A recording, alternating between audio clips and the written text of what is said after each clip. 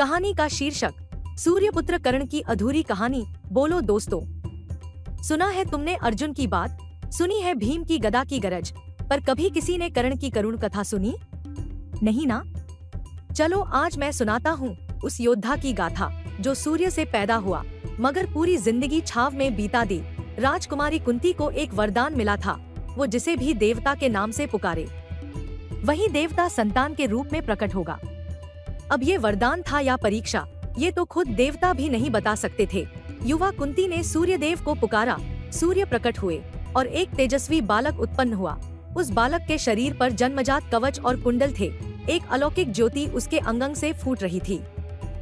पर समाज का डर, मर्यादा का मोह, माँ कुंती डर गई। उस नवजात को टोकरी में रखकर नदी में बहा दिया। बालक बहता रहा, बहते बहते भाग्य की ओर चला गया। टोकरी मिली एक सारथी को, अधिरथ को। उसकी पत्नी राधा ने उस बालक को सीने से लगा लिया।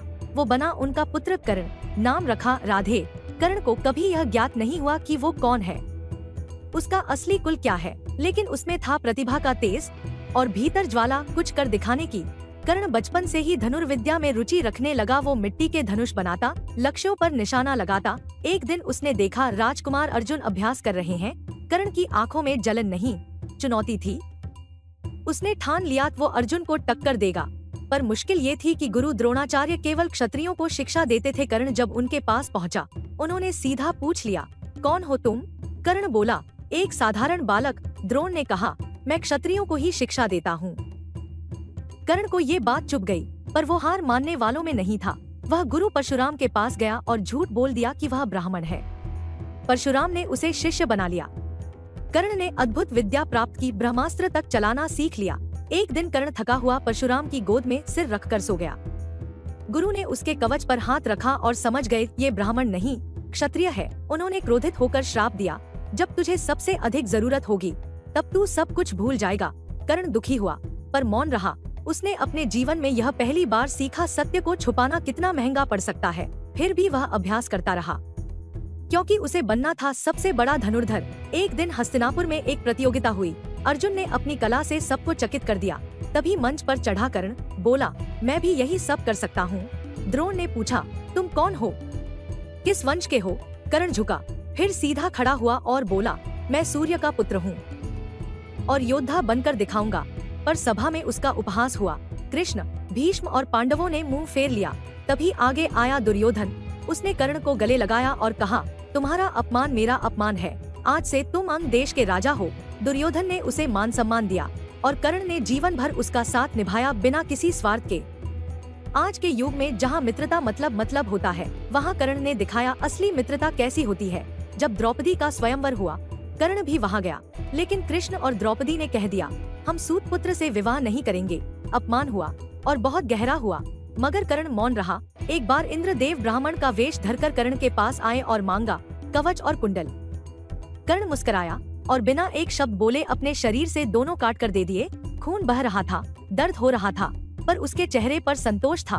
वो जानता था ये दान उसके जीवन की सबसे बड़ी परीक्षा है। अब आया महाभारत युद्ध का समय।